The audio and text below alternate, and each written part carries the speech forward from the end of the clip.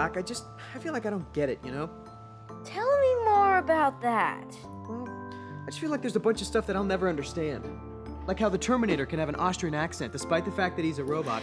Or how they think that they can keep opening up a theme park full of dinosaurs and it's not gonna end in John Williams' orchestrated death. Or how people can love and dress up like Harley Quinn. Okay, I can't help you with those first two. I mean, yeah, after 4 movies, they should have figured out that you can't always bring the past back for fun and profit.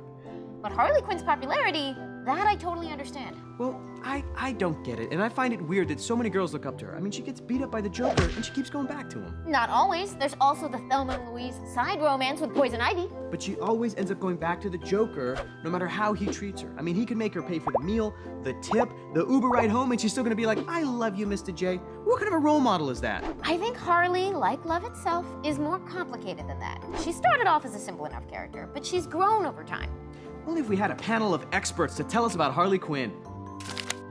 Harley Quinn was originally a young doctor named Harleen Quinzel. She was a psychiatrist. She wanted to write books about extreme criminals, especially the ones that haunted Gotham City. She took it upon herself to analyze the Joker, and a combination of his persuasion and her love for him had turned her into this kind of sad, clownish creature. She is certainly intelligent, she has a PhD, and yet she struggles with some really serious, tough challenges and trauma. And yet we're seeing her be so empowered and resilient at times. She can be more of an anti-hero than a villain. She can go her own way. She can do things that are kind of quasi-heroic in her eyes, and she can get away with them. She's a sprite. She's free-spirited. Harley Quinn became a star because of her personality, because of her voice.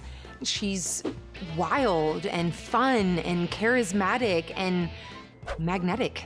I don't think her psychiatrist side is buried all that deeply, and I think she knows how to use that. She can find out what makes someone tick or what their tells are relatively quickly, which makes her a bit more of a threat. She's just complex. She doesn't give a Look, Harley works on a bunch of levels. 1, she makes you hate the Joker, like a lot, so that when he gets punched out by Batman at the end of the story, it means more. True. 2, she's one more adversary that's just human enough to give Batman the illusion that he can save her. She's crazy, but there are glimpses of hope in there that make you root for her. Tragedy plus comedy equals Harley Quinn. 3, she's just super fun. Okay, Amy, but if you know that she's always gonna end up with the Joker, how much hope can there be? As much as you want there to be. You may be cynical, but most of us root for her. And it's been amazing to see her move past that very human situation and do whatever she wants. So we know that the Joker is incredibly hostile. He's drawn to violence and brutality. And you could almost see some of the same elements with Harleen Quinzel. They're both drawn to dangerous lifestyles. Even though this guy can be very deadly and very maniac and almost supernaturally evil, she's willing to overlook that or rationalize it to herself in another way because she's so addicted to both him and the thrill. I think Harley Quinn was always that crazy, and the Joker was just her excuse to let it all out. She knew that that was her ticket to finally become who she always knew she was. Some villains can be one-dimensional. The Riddler likes riddles. The Scarecrow scares people. And Bane is a Latino back-breaking one-hit wonder. The Macarena of the comics world. Yes, I agree with that.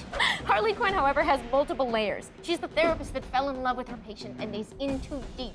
She's the person who you can't believe fell for Scientology and hope they'll go clear someday. Oh, please, go clear, Harley, please, come on. We need you. Get out of there. You can be like Katie Holmes, just get out of there. She may be bad, but she's perfectly good at it. For a lot of women especially, I think to kind of see that embodied in this character who's dressed up so fantastically and dressed up in the way that she is, I think is why we love her. I think people cosplay as Harley because she's a villain. People love to bring out the dark side in themselves. And because she's hot, all versions of her costume are so much fun, especially the ones from the new games. I think when we see cosplayers who dress up as Harley, or we see current versions of Harley, it's actually very positive, and she's sort of representing that message that I own my own body, no matter what someone does to me, no matter how I've been targeted, I have control, and I'm independent and competent, and I can be happy. And I think that that's really important for us to see. The most fun thing about cosplaying as Harley is getting to do that voice the whole time. Sure, Mr. J, is there anything I can do for you, Puddin'? She was a breath of fresh air. A character who instantly had a compelling backstory and genuine goals the fans could invest in. Plus, that accent is so fun, Mr. J. Sometimes I guess a character can be that hard and easy to figure out at the same time. Truer words haven't been spoken, Puddin'. If you want more of the bad gal Riri of comics, she is a fan favorite over at T-Fury. Yeah, check out tfury.com/Geek Sundry to see some of our favorite designs, including the ones we're wearing right now. This is legit one of my favorite images ever created. And I love it. Look at this. With the card, there's a J card back here, right? It's like the Pretty Joker. gorgeous. If you or someone you care about is experiencing intimate partner violence, go to thehotline.org for more resources and help.